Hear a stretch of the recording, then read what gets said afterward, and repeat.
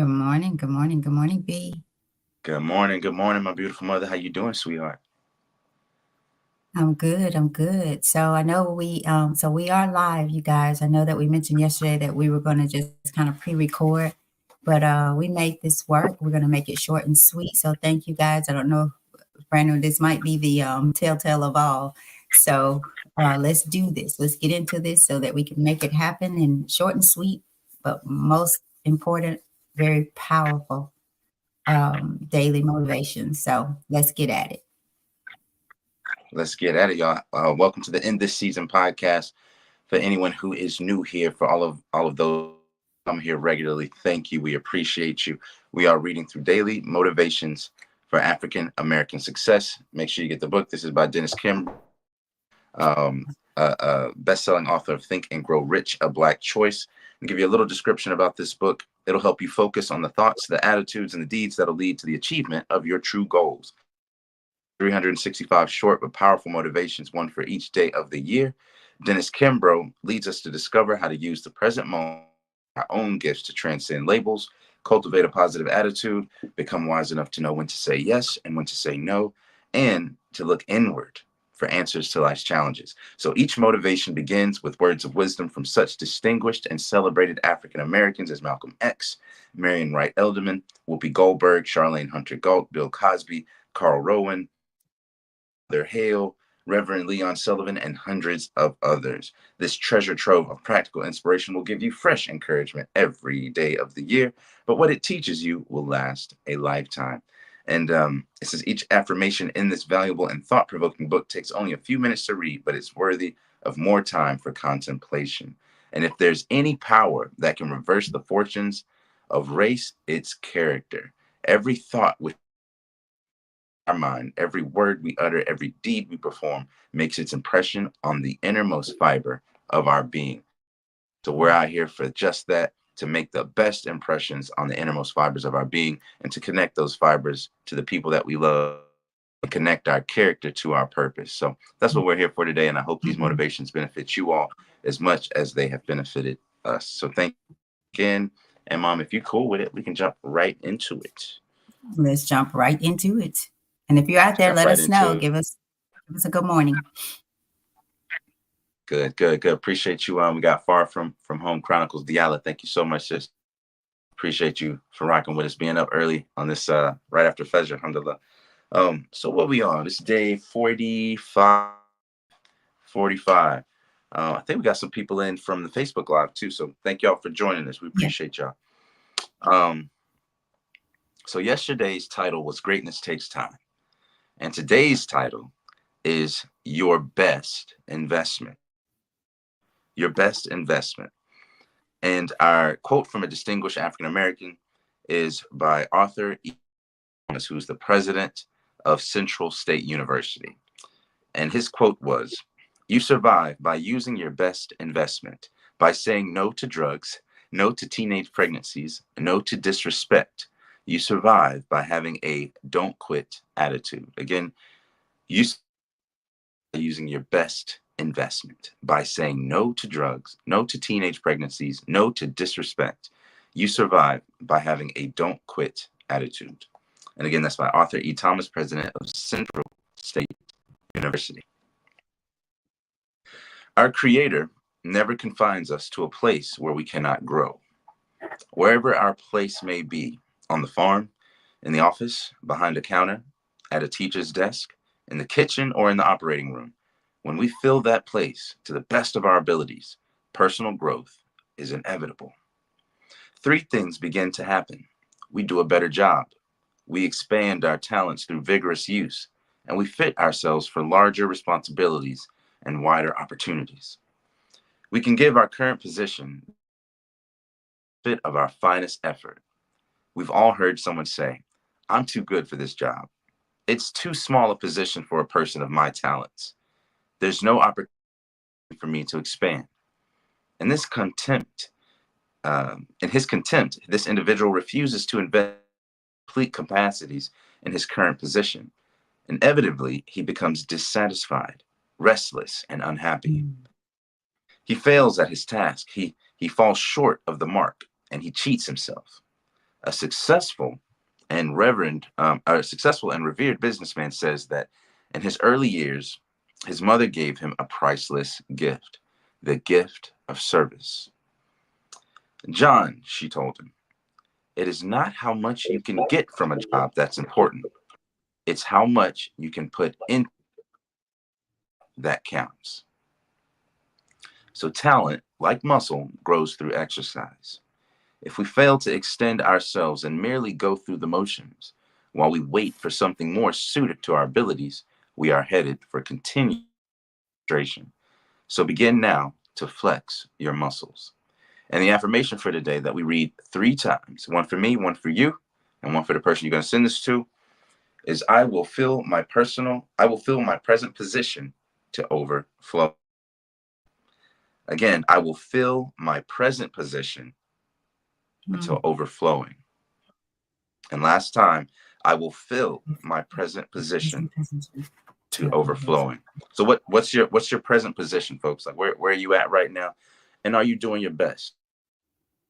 Are you doing it to the best of your ability? Whether you're the fry cooker at McDonald's, you can make the best fries ever, or at least the best that McDonald's can produce. Don't go to McDonald's, by the way. We're boycotting McDonald's. But that's just on a personal tip. But you could be you could be the cashier somewhere. You could be a server or a waitress. I was just telling a good friend of mine that one of my favorite jobs was to be a waiter. I used to be a bartender and a waiter at Silky O'Sullivan's on Bill Street, and that was one of my favorite jobs. I got to meet people. I got to get to know them. I got to get to know the heartbeat of the city. I got to see who was coming in town and who was exiting out. But it was that of service, like the man John said in the book that his mother said, gave him the gift of service.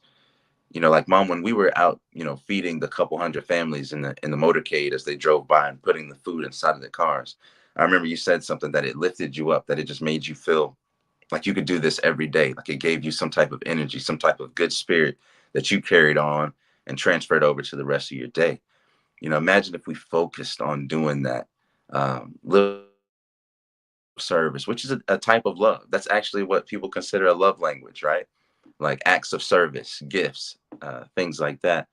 Right. But acts of service go a really long way, not just with people, and not just with yourself, with our Creator. So doing something just for righteousness' sake, just to a woman who was, I think I told this story before, was a prostitute, and she saw a dog that was parched in the desert and had not been able to drink. She used her shoe to get water from a well and gave it to that starving and thirsty dog. And even though she had a history of prostitution, it was at that moment that God granted her Jannah, or heaven. You know what I mean? Taking care of a dog, for doing a service to a dog that could do her no benefit, had nothing to offer her, in return for her act of service. So her deed was a pure deed. Her intention was pure. Was repaid for that in the hereafter. So what did you, before I get too long-winded on what I think about this passage, Mom, what did you think about it, and what touched you and what impacted you? What stood out to you? The very first part, our Creator never confines us to a place where we cannot grow, no matter what that is. And it made me instantly think about the man that I ran into Tuesday, Wednesday, or of this week. And I mentioned him doing one of the podcasts this week. I'm just the greeter. And I said, no, you're not just the greeter, right? Mm-hmm. And because I don't feel like we're just anything, wherever we're planted, particularly in your job, people. And I think this is also talking about your employment and your life. Embrace that and fill it with I will fill my present position to overflowing. So wherever you are in your job, in your personal life, can you feel it, that present position, to overflow? And the best way to do that is to embrace where you are, is to be the best investment where you are, where you work, You know, we had an experience last night that I still feel. I still feel it. And I'm going to call corporate about it. And that's another thing I think it tells us in here, where did I see that? Don't, no disrespect. Let's see, where did I see that? I can't remember, but like we have to hold people accountable as well. Like, do you know there are people, I'll use McDonald's. I feel like when I was going there, like I feel like you're angry with me because I came in to order a burger, but you showed up to work at McDonald's. And then now Right. I'm feeling some kind of way because I'm coming to pay for an attitude and bad food that's bad for my health. Like, really. Right. So wherever you are, and this is good for me today as I go out on a new adventure, where I used to have such a complex about. So it'll be interesting to see. Well, I've gotten a chance to see that I don't feel the same way. It'll be interesting to see how much greater it is, and how much my interaction with people will be a blessing, not just to them but to me. How they will allow me to grow, because God has brought me to a point where I turned down a position to work from home because I don't feel like God wants me behind these four walls. Mm. It wasn't because of what I wanted to do, because truth, I will help people grow the way that God wants me to, has allowed me to do so. I won't be able to be that servant that He needs me to face. I don't need to be facing day to day again. So, which is why I'm loving this book so much more. And I'll just leave it at that, Brandon. I had just told one of my coworkers that I said, I think I would love being a waitress. And just this You week. did?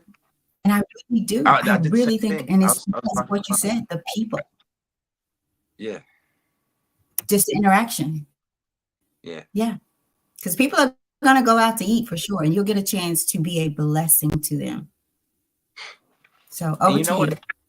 what ended up 7:12. happening from Silky O'Sullivan's, excuse me. You know, I already knew a lot of people in Memphis just because I think personality type. I meet people, I network, unintentionally, and intentionally sometimes. But at Silky O'Sullivan's, I just really got to meet the city. I got to meet, you know, the people that visited Bill Mhm. Street, which is all walks of life. You know, you can say what you want about Bill Street, but there's so many people that go down there that you might not see, you know, in other places, right? You might not see those same people at Shelby Farms where I frequent, you know, a state park. And so, and then, you know, of course they're drinking and eating food, so they're in their most comfortable states. They're with the people that they're most comfortable with, and I had the chance to enjoy those moments, you know, with them. And so what that did, you know, I still see people to this day that are like, hey, I know you from somewhere. And then, you know, we'll go down the list and we're like, well, I did work at Silky O'Sullivan on Bill Street. And they're like, oh, that's it. That's it. You know, and they'll say, yeah, I remember, you know, some small part about it, or you made us laugh or something like that. And I can't tell you that that's the best tip that you give me. It's not in money, it's in the experience. But I'll tell you, the money was good because I was good. The money was good because I was good. There were people that also worked Mhm. there that hated it, had worked there longer than I had, you know, and there was no blessing, or no, what we call baraka. There was no blessing in there in the money that they would take home. So, you know, I'd be leaving with a couple $100 that night, and they'd leave with like $70, you know, $60, $70 after a long shift. But it was because I think because, you know, when people walked in, I greeted them with a smile. I was happy to see them. I gave them the instant credit. They didn't start at zero with me and then have to build Mhm. this rapport all the way up to 100. I saw the miracle in them being a human being from the jump, 10 toes, 10 fingers. and was like, oh man, here comes another miracle through the door. Let's see what it has to offer. And so I would sit them down, ask them, what they're having to drink, and come right back. At least if they were deciding to get a drink, I just get water without them having to ask, because we all drink water as human beings. We all do. There's no one that's like, I don't like water. And if it is like they it's not that they don't like water, it's that they don't prefer it because they have a taste for something else. And they can easily deny it, but it's just water. We haven't really wasted anything. And so just little things like that brought an excellence to the service that was being provided, to where people didn't have to ask for a refill, because I would notice and have some type of um, um, sight to be able to see, okay, they're getting low. It's this quality of care that I think is largely missing in service industries today, and even in people that do volunteering. It's like there's a sense of care, there's a sense of dignity and honor that you must conduct yourself with in all things that you do, whether it be big or small. You should have the same, your dignity and your integrity should not change based on how big the act is or how small the act is.